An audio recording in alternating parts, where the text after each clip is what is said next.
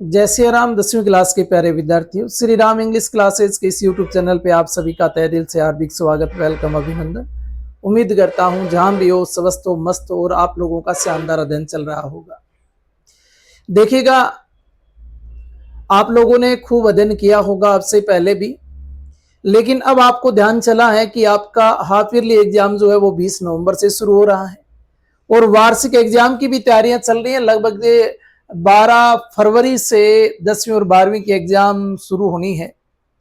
जैसा कि अभी तक जो सूचना मिली है उसके अकॉर्डिंग अगर बताएं तो 12 फरवरी से आपका वार्षिक एग्जाम है और 20 नवंबर से आपकी हाफ ईयरली एग्जाम है। लगभग फाइनल है कि 20 नवंबर से आपकी अर्धवार्षिक परीक्षा है।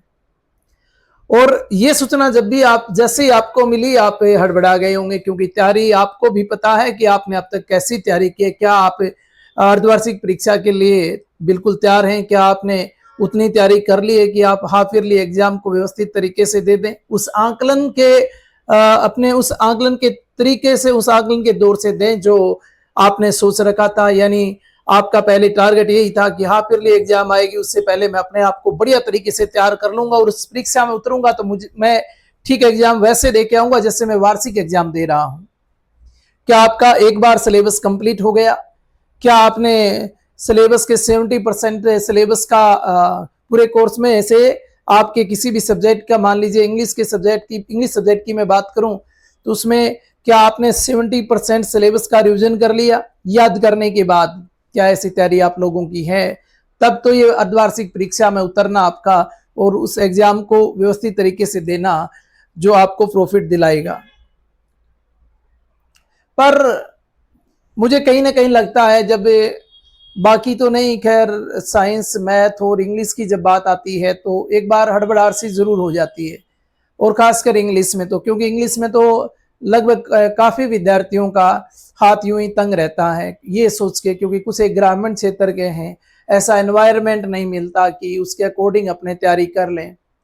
फिर भी बाकी सब बातों को भूलते हुए, बाकी सब बातों को छोड़ते हुए मुख्य पॉइंट पे आते हैं कि बचा जो टाइम है उसमें पूरे सिलेबस का रिवीजन कैसे हो, हम किस प्रकार से पूरे सिलेबस का रिवीजन कर सकें ताकि हाफ ईयरली एग्जाम जब हम देने के लिए उतरें तो हमारे अंदर ऐसा कॉन्फिडेंस हो कि हाँ, मैंने बढ़िया तरीके से रिवीजन कर लिया है और अब मुझे मेरा पता चल जाएगा, मेरा आंकलन हो जाएगा कि मेरा रिवीजन कैसा रहा। तो अभी अगर कोई कमी है, अगर थोड़ी बहुत भी, तो समय भी आपके अनुकूल है और हल्की फुल्की सर्दी भी है, आप पढ़ सकते हैं, लंबे टाइम तक पढ़ सकते हैं, समय पढ़ने का निकाल सकते हैं। और लगभग कोर्स की जहां तक बात है, स्कूलों में लगभग सिलेबस करवा दिया है। और अपने अपने सिलेबस की अगर बात करें तो मैंने आपको ग्रामर बता दिया है, मैंने लेटर लिखने बता दिए हैं, मैंने ईमेल को कैसे लिखना है वो बताया है। स्टोरी पैराग्राफ खैर आप देख ही लेंगे, मैंने आपको पैसेज के बारे में बताया है। अपनी एक क्लास वो भी आई थी जिसके अंदर मैंने आपको ये भी बताया था कि पूरे सिलेबस को कैसे तैयार करना है। चलो उन सब बातों को छोड़िए, अब हमें ये जो बचा टाइम है हाफ ईयरली से पहले, सारे लेसन का रिवीजन हम कैसे करें, सभी लेसन्स को बढ़िया तरीके से हम कैसे तैयार कर लें। ऐसा क्या करें कि हमें सारे क्वेश्चन याद हो जाएं, एडिशनल क्वेश्चन का भी हम प्रॉपर रूप से जवाब दे सकें। ऑब्जेक्टिव टाइप जो क्वेश्चन आते हैं उनको हम किस प्रकार से हैंडल करें। तो आज से मैं शुरू करता हूं आपके लिए प्रत्येक लेसन की समरी को। मेरा मानना है कि प्रत्येक लेसन की समरी अगर आपको आ रही है, आपका प्रॉपर ध्यान इस पे है, तो निश्चित रूप से उस चीज को कवर कर जाओगे, वहां आपको कोई प्रॉब्लम होगी नहीं। चलिए अपने शुरू करते हैं। आज से आपकी जो फुटप्रिंट्स विदाउट फिट सेकंड जो बुक है, उस बुक के लेसन नंबर 6 से ही क्योंकि बहुत इंपॉर्टेंट लेसन बनता है ये। और इस लेसन को लेकर बच्चे अक्सर इनके जब क्वेश्चन आंसर याद करते हैं तो उनको लेकर घबरा जाते हैं, मैं कैसे करूं, क्या करूं, कैसे होगा, एडिशनल क्वेश्चन कितने याद करूं, एडिशनल करूं या नहीं करूं सर, क्या बुक वाले याद करने हैं, कौन से क्वेश्चन कहां से आएगा। देखो, क्वेश्चन तो सारे जो भी एग्जाम में आते हैं वो बुक से आते हैं। मैं ये नहीं कहूंगा कि पासबुक से आते हैं, बुक से आते हैं। बुक के लेसन आपने प्रॉपर पढ़े हैं तो वहीं से क्वेश्चन बनना है और उसमें से ही आपका 100% सिलेबस जो है वो आता है, वहां से बाहर नहीं आता। फिर भी अगर बुक को हम किस प्रकार से तैयार कर सकते हैं, तो अगर आपने प्रत्येक लेसन की समरी को बढ़िया तरीके से तैयार किया है तो वहां कोई प्रॉब्लम नहीं है।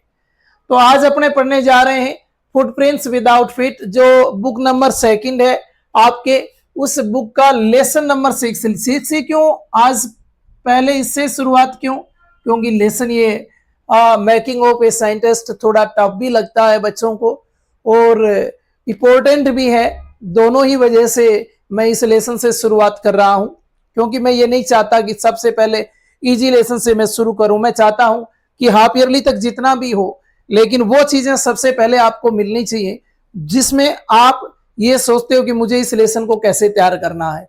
इजी तो चलो आपने पहले भी याद कर लिया होगा, या कुछ बचा है तो वो अपने बाकी जैसे धीरे धीरे आगे बढ़ेंगे तो उसमें समरी आती जाएगी, तो कुछ बचना नहीं है वहां से। तो आप कुछ मेरा मानना है 90% कवर कर लोगे, लेकिन ये कुछ एक लेसन जो है जिनको लेकर आपको थोड़ी परेशानी है, मैं शुरुआत उनसे कर देता हूं ताकि इनको भी आप समय रहते कवर कर पाए। तो आज अपने छठा लेसन पढ़ने जा रहे हैं जिसका नाम है the making of a scientist, और जिसके राइटर हैं रॉबर्ट डब्ल्यू पैटरसन।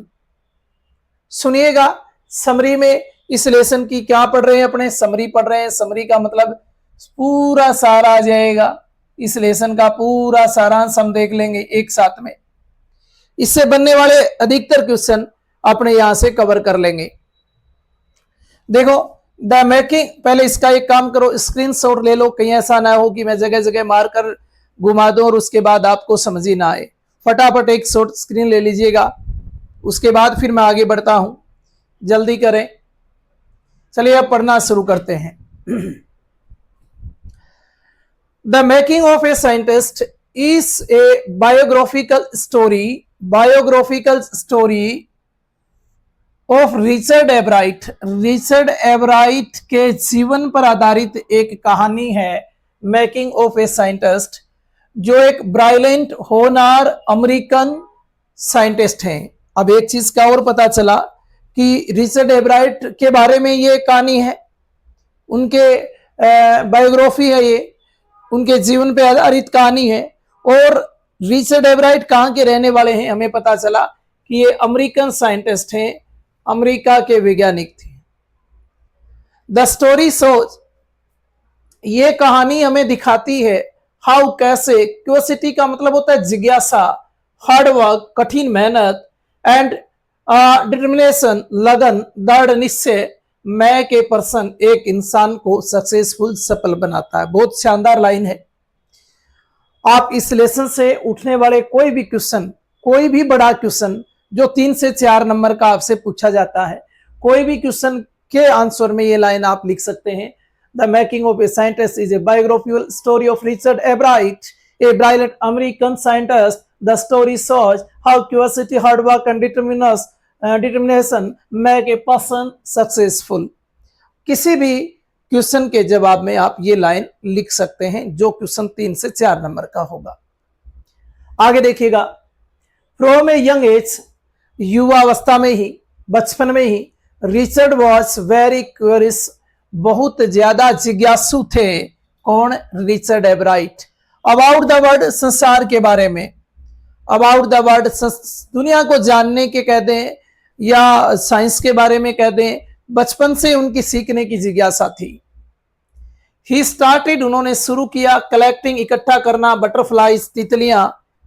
अब उन्होंने तितलियों को इकट्ठा करना शुरू किया। फ्यूसिल्स, कीड़े मकोड़े, रॉक्स, चट्टान, कोइन, सिक्के, ये सारी बातें आप ध्यान में रखना। कौन सी चीजें हैं? Butterflies, fossils, rocks, coin. Butterfly तितलियां, फ्यूसिल्स कीड़े मकोड़े, रॉक्स चट्टाने, कोइन सिक्के। उन्होंने शुरू से इनको कलेक्ट करना शुरू कर दिया था। हिज मदर, उनके माताजी, स्पॉटेड हिम, उनका सहयोग किया करते थे। ए लॉट, बहुत सारा।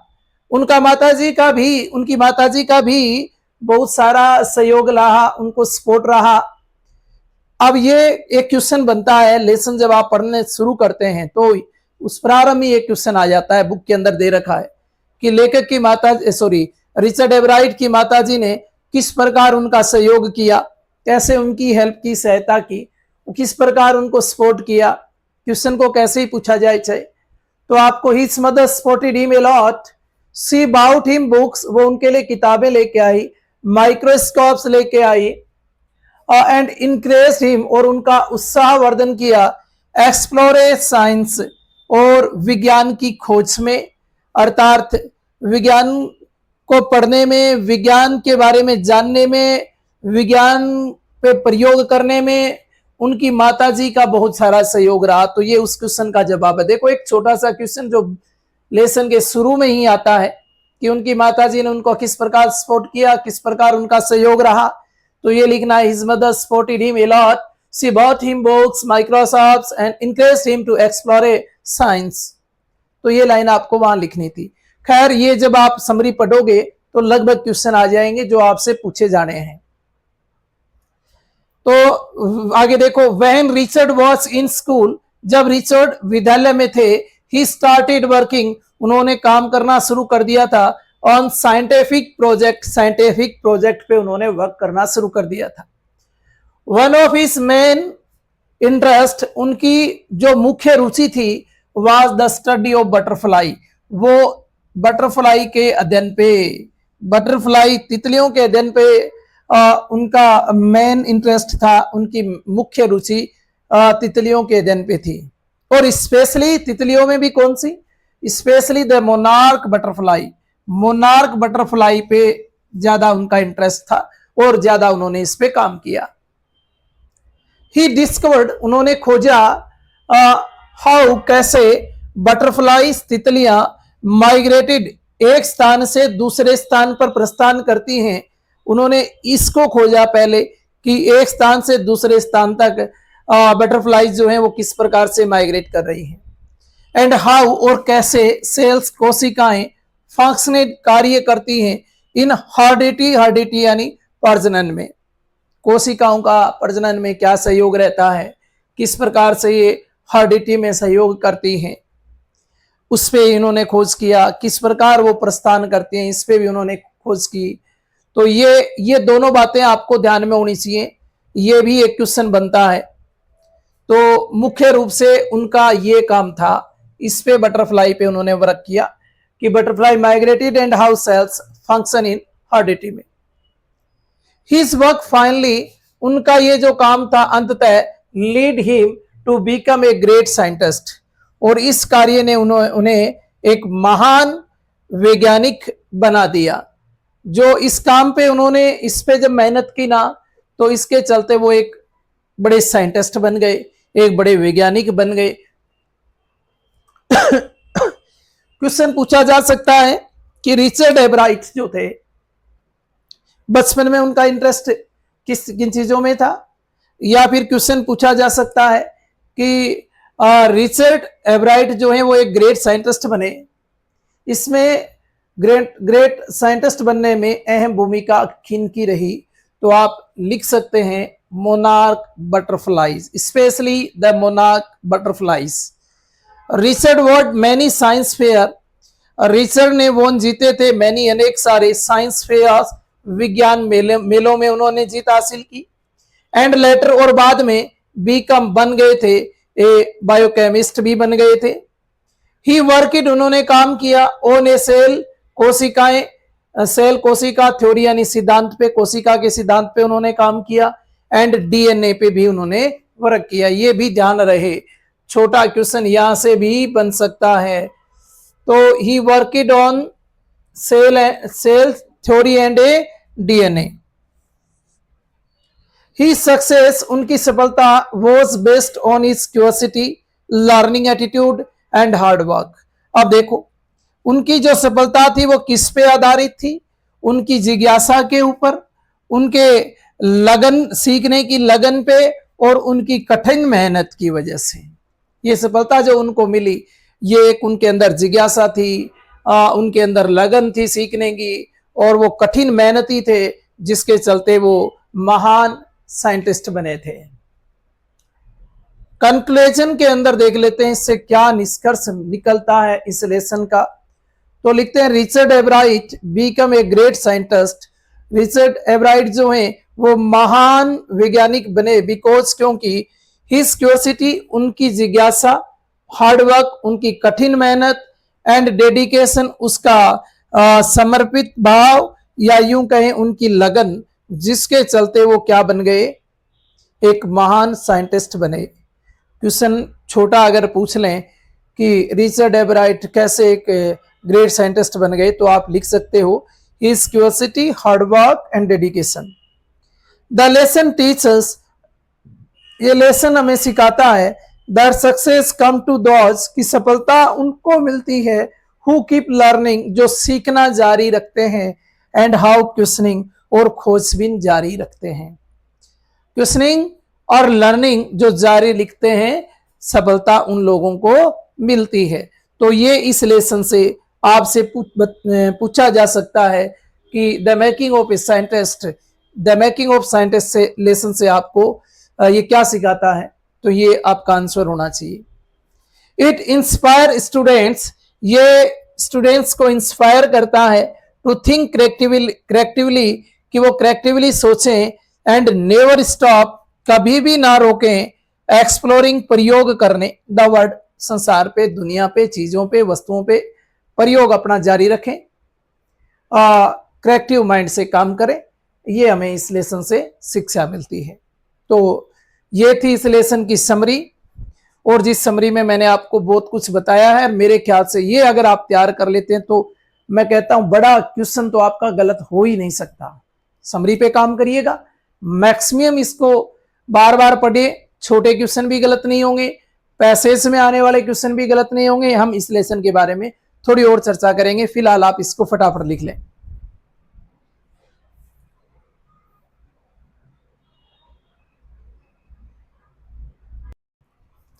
हाँ, तो मैं आप लोगों से कह रहा था कुछ चीजें जो हैं अपने और जान लेते हैं इस लेसन के बारे में। देखिए इसकी मेन थीम जो क्या है, ये लेसन हमें क्या बतलाता है। देखो, क्यूरियोसिटी, जिज्ञासा एंड कंटिन्यू नियमित लर्निंग अध्ययन आर कीज टू सक्सेस, ये सफलता की कुंजी है। आप जिज्ञासा रखिएगा और अपनी लर्निंग जो है उसको कंटिन्यू रखें, सफलता इसी में है। Sportive parents help children achieve their dreams. हाँ, स्पोर्टिव जो माता पिता होते हैं, बच्चों का सपोर्ट करने वाले, वो बच्चों की हेल्प करते हैं अचीव, प्राप्त करने में, देयर ड्रीम्स, उनका जो ड्रीम्स होता है, अर्थात बच्चों का सपन पूरा करने में किनके सपोर्ट की आवश्यकता रहती है, माता पिता की। हार्ड वर्क, कठिन मेहनत, साइंटिफिक थिंकिंग, और साइंटिफिक सोच मेक ए रियल साइंटिस्ट, वही एक सच्चा वैज्ञानिक बना सकती है, रियल साइंटिस्ट वही बनाती है। कठिन मेहनत, साइंटिफिक थिंकिंग, ये तो थे इसकी मेन थीम्स जो आपको याद रखनी है। उसके बाद बात कर लेते हैं मेन कैरेक्टर कौन कौन से थे इसमें। रिचर्ड एच एबराइट जो मुख्य कैरेक्टर के रूप में मुख्य पात्र हैं। The main character a brilliant and curious science student, जो महान और जिज्ञासु विज्ञान के विद्यार्थी, हु बीकेम, जो बने, ए सक्सेसफुल, एक सफल साइंटिस्ट, वैज्ञानिक। तो रिचर्ड एबराइट जो है इसके मुख्य कैरेक्टर के रूप में है, और जो ब्राइलेंट भी थे, जिज्ञासु भी थे, और एक विज्ञान के विद्यार्थी थे, और बाद में वो एक सफल वैज्ञानिक बने। उसके बाद मुख्य कैरेक्टर के रूप में उनके माताजी Ebright mother, a loving and supportive mother, जो बहुत ही स्नेह रखती थी अपने बच्चे से और हर काम में उनका सपोर्ट किया करती थी। हु इनकरेज, जो उनका उत्साहवर्धन करती थी, किनका, हर्षन, अपने बेटे की क्यूरियोसिटी, जिज्ञासा के अंदर और लर्निंग में, जो बहुत ज्यादा उनका इनकरेज किया था। जब जिस क्षेत्र में उन्होंने सीखना चाहा उसी क्षेत्र में उनको आगे बढ़ाया। तो इनका भी रिचर्ड एबराइट के जीवन में महत्वपूर्ण योगदान रहा, रिचर्ड एबराइट की मदर का। डॉक्टर आर्कहर्ट, ये कौन थे, ए साइंटिस्ट, और आप कह सकते हैं वैज्ञानिक थे, जो कनाडियन थे, कहाँ के रहने वाले थे, कनाडा के। हु गाइड, जिन्होंने मार्गदर्शित किया एबराइट का इन हिज, उनके बटरफ्लाई, तितलियों के रिसर्च शोध में। तितलियों के शोध में डॉक्टर आर्कहर्ट ने भी उनके महत्वपूर्ण भूमिका निभाई। किसने, डॉक्टर आर्कहर्ट ने। कहाँ के रहने वाले थे, कनाडा के रहने वाले थे, कनाडियन थे। और इसके बाद रिसर्च फ्रेंड्स एंड टीचर्स, और चौथे कैरेक्टर के रूप में रिसर्च के जो मित्र हैं, उनके जो अध्यापक गण हैं वो आते हैं, जिन्होंने इनक्रेज उत्साहवर्धन किया उनकी टैलेंट का, उनकी प्रतिभा का और उनकी जिज्ञासा का। तो इस प्रकार से ये लेसन की समरी थी, जिसमें हमने सब कुछ देख लिया। आपसे अगर इन कैरेक्टर से संबंधित कोई क्वेश्चन देखने को मिल जाए, जैसे एवराइट की मदर का नाम आ जाए, या डॉक्टर आर्कराइट का नाम आ जाए, या रिसर्च फ्रेंड एंड टीचर्स का नाम आ जाए, तो ये कुछ लाइनें जो मैंने लिखी हैं, शॉर्ट क्वेश्चन में आपको पूछा जा सकता है, तो इनसे आप जवाब दे सकते हैं। दूसरा, देखो आपसे पूछा जा सकता है रिचर्ड एवराइट के बारे में, तो ये इस तरह से आप शुरुआत करेंगे। एवराइट मदर के बारे में पूछा जाए तो इस तरह से आप शुरुआत करेंगे। डॉक्टर आर्कराइट के बारे में पूछा जाए तो इस लाइनों से आप शुरुआत करेंगे। रिसर्च फ्रेंड्स या एंड टीचर्स के बारे में पूछा जाए तो यहां से इस क्वेश्चन की शुरुआत होगी। तो लगभग सभी क्वेश्चन आप कवर कर लेंगे, आपको चिंता करने की आवश्यकता नहीं है।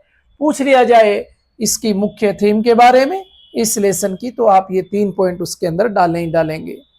तो मेरी तरफ से बेस्ट ऑफ द लक। ये आपका सेकंड बुक का लेसन नंबर 6 था, और the making of a scientist, जिनका नाम है रॉबर्ट डब्ल्यू पैटरसन, जिनके राइटर हैं।